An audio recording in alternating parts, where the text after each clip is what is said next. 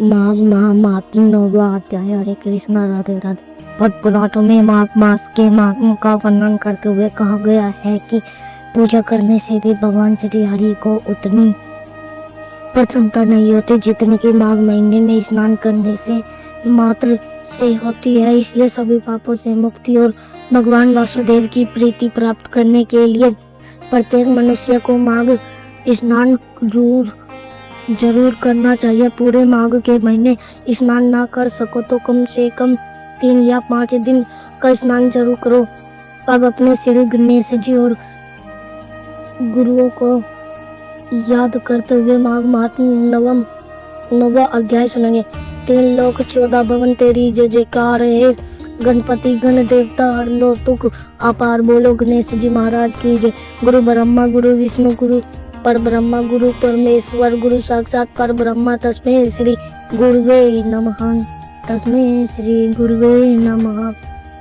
बोलो गुरुदेव महाराज की जय। कल हमने माघ महात्म्य के अध्याय 8 में दत्तात्रेय जी द्वारा वर्णित कुंडल और विकुल नाम के भाइयों की सुंदर कथा का श्रवण किया था, जिसमें मृत्यु के बाद यमदूत विकुल को कर्मों की गति बता रहा है। अब आगे यमदूत कहने लगा कि जो कोई भी एकादशी के व्रत को करता है वह दुखों को प्राप्त नहीं होता। मास की दोनों एकादशी पर भगवान विष्णु के निमित्त व्रत पूजा जाप करना ही चाहिए। जब तक मनुष्य इन दिनों में व्रत नहीं करता उसके शरीर में पाप बने रहते हैं। हजारों अश्व यज्ञ, सैकड़ों वाजपेयी यज्ञ एकादशी व्रत के 100 भाग के बराबर भी नहीं है। मतलब हर किसी को एकादशी व्रत जरूर ही करना चाहिए और मास की दोनों एकादश का व्रत करना चाहिए। एकादशी के दिन व्रत करने से 11 इंद्रियों से किए सब पाप नष्ट हो जाते हैं। गंगा गया जी, काशी जी, पुष्कर, कुरुक्षेत्र जी, यमुना, चंद्रभागा कोई भी एकादशी के तुल्य नहीं है। एकादशी के दिन व्रत करके मनुष्य वैकुंठ लोक को प्राप्त होता है। एकादशी को व्रत और रात्रि जागरण करने से माता पिता और स्त्री के कुल की 10-10 पीढ़ियां उद्धार को पाती है और सब भगवान के निकट रहते हैं। बाल, युवा और वृद्ध सब तथा पापी भी व्रत करने से नरक में नहीं जाते।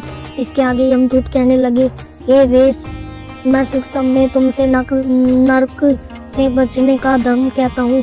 मन, कर्म और वचन से प्राणी मात्र का द्रोह न करना, इंद्रियों को वश में रखना, दान देना, भगवान की सेवा करना, नियम पूर्वक वर्ण आश्रम धर्म का पालन करना, इन कर्मों के करने से मनुष्य नरक से बचा रहता है। स्वर्ग प्राप्त करने की इच्छा से मनुष्य गरीब भी हो तो भी जूता, छतरी, अन्न, धन, जल कुछ ना कुछ दान देते ही रहे। दान देने वाला मनुष्य कभी यम की यातना को नहीं भोगता तथा दीर्घायु और धनी होता है। बहुत कहने से क्या, अधर्म से भी मनुष्य बुरी गति को प्राप्त नहीं होता। मनुष्य सदैव धर्म के कार्यों से ही स्वर्ग कर सकता है। इसलिए बाल्यावस्था से ही धर्म के कार्यों का अभ्यास करना चाहिए। अब यह सब सुनकर बड़े प्रसन्न होकर विकुल कहने लगा, हे यमदूत, तुम्हारे वचनों से मेरा चित्त अति प्रसन्न हुआ, क्योंकि सज्जनों के वचन सदैव गंगा जल के समान पापों का नाश करने वाले होते हैं। उपकार करना तथा मीठा बोलना सज्जनों का स्वभाव ही होता है। जैसे अमृत मंडल चंद्रमा को भी धोकर देता है।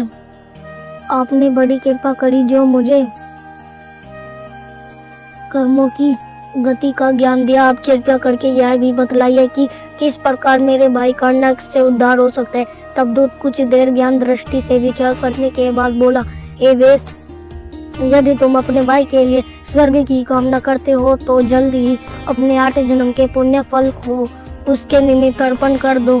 तब विकुल ने कहा, हे दूत, वो कौन सा पुण्य है और मैंने कौन से जन्म में और कैसे किया, सो सब बात मुझे बताओ, फिर मैं अपना पुण्य अपने भाई को दे दूंगा।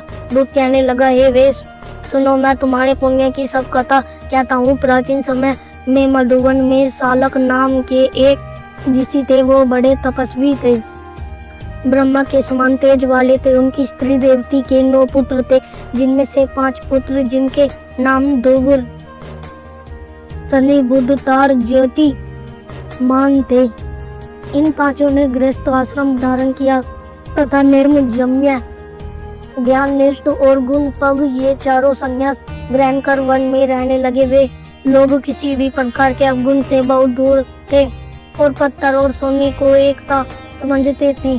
जो कोई अच्छा या बुरा उनको अन्न देता वह वही खा लेते और कोई कैसा ही कपड़ा दे देते उसको ही पहन लेते। वे हमेशा भगवान के ही ध्यान में लगे रहते हैं। इन चारों ने व्रत शीत निद्रा और आहार सबको जीत लिया।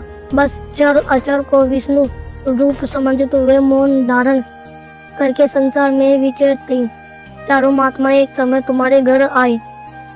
जब तुमने मध्याह्न के समय भूखे प्यासे इनको आंगन में देखा तो तुमने गंध कंड से आंखों में आंसू भरकर इनको नमस्कार करके इनका बड़ा आदर सत्कार किया। इनके चरणों को धोकर बड़े प्रेम से तुम इनसे कहने लगे कि आज मेरा अहो भाग्य है, आज मेरा जन्म सफल हुआ, मुझ पर भगवान प्रसन्न हुए। मैं सनातन माता पिता पत्नी पुत्र गुआदि सभी धन्य हैं जो आज मैंने हरि के समान आपके दर्शन पाए सो है। वे इस प्रकार तुमने श्रद्धा से उनका पूजन किया और चरण धोकर जल को मस्तक से लगाया। फिर विधि पूर्वक इनका पूजन करके तुमने इन सन्यासियों को भोजन कराया। इन सन्यासियों ने भोजन करके रात को तुम्हारे घर में विश्राम किया और ब्रह्मा के ध्यान में लीन हो गई। इन सन्यासियों के सत्कार से जो पुण्य तुमको मिला सो मैं भी कहने में असमर्थ हूँ, क्योंकि सब भूतों में प्राणी श्रेष्ठ है। प्राणियों में बुद्धि वाले, बुद्धि वालों में मनुष्य, मनुष्यों में ब्राह्मण, विद्वानों में पुण्य आत्मा और पुण्य आत्माओं में ब्रह्मा ज्ञानी सब श्रेष्ठ। ऐसी ही संगति से बड़े बड़े पाप नष्ट हो जाते हैं। यह पुण्य तुम अपने पहले 8वें जन्म में किया सो यदि तुम अपने भाई को नरक से मुक्त कराना चाहते हो तो यह पुण्य उसे दे दो। दूत के ऐसे वाक्य सुनकर उसने प्रसिद्ध मन से अपना पुण्य अपने भाई कुंडल को दे दिया और वह नरक से मुक्त हो गया। इसके बाद दोनों भाई स्वर्ग लोक में देवताओं से पूजित किए गए और वहां यमदूत अपने स्थान को चला गया। इस प्रकार वैसे के पुत्र भी कुंडल ने अपना पुण्य देकर अपने भाई को नरक की यातना से छुड़वाया सो है।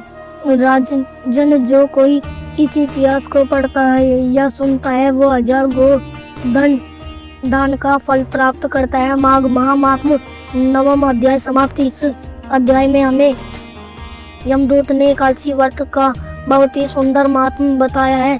साथ ही साथ संतों की सेवा कभी व्यर्थ नहीं जाती। यह ज्ञान भी दिया है। जन्म मरण के चक्र से मुक्ति पाना चाहते हो तो एकादशी व्रत जरूर करो और जब भी मौका मिले तो साधु संतों की सेवा करो, दान दो। कल माघ महात्म के अध्याय 10 में आगे की कथा सुनेंगे।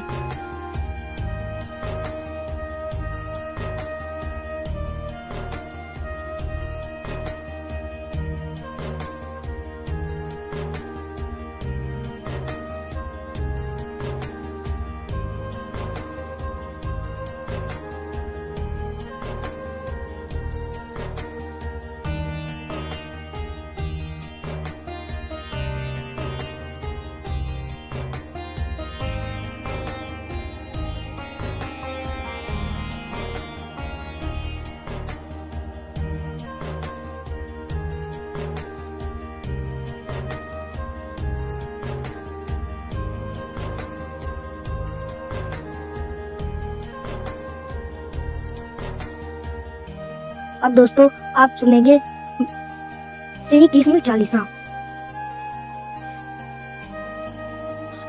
श्री कृष्ण चालीसा पाठ बंसी शोभित कर मधुर नील जलद तन श्याम अरुणु अधर जनु बिम्फल नयन कमल अभिराम पूर्ण इंद्र अरविंद मुख पीताम्बर शुभ साज जय मोहन मदन चवि कृष्ण चंद महाराज जय यदुनंदन जय जगवंदन जय वसुदेव देवकी नंद जय यशोदा सुत नंद दुलारे जय प्रभु भक्तन की दरगन जय नट नागर नाग नटैया कृष्ण कन्हैया धनु चरगी पूनी नक पर प्रभु गिरिवर दारो आओ दनंग कष्ट निवार बंसी मधुर अदर धीरे तेरो होवे पूर्ण विनय मेरो आओ हरि पूर्णी माखन चाकू आज लाज भारत की राको गोल कपोल चीबू अरुण मर्दू मुस्कान मोहिनी डारी रजित राजीव नयन विशाल मोर मुकुट वैजंती मां कुंडल सवन पीत पटे अच्छी कंठी किंग कीन काचनी नील जल सुंदर कनु सोहित वितलक सुंदर मुनि मन मोहे मस्तक तिलक अलग घुंघराली आओ कृष्ण बांसुरी वाले कर पान पुत नहीं तारी वाका बाका गसार मारी मधुबन जलत अग्नि जब तब ज्वाला सी तलक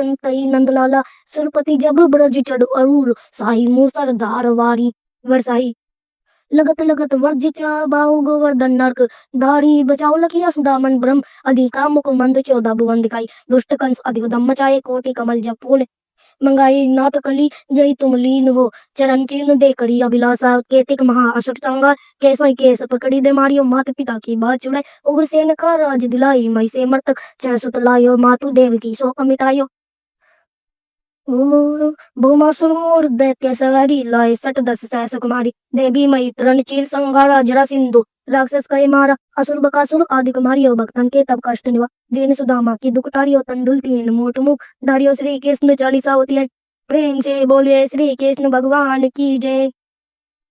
अगर वीडियो पसंद आई हो तो लाइक और सब्सक्राइब करेंगे कीजिएगा और घंटी भी जरूर बजाइएगा और अपने मित्र जनों व परिवार जनों पे ज्यादा से ज्यादा शेयर कीजिएगा।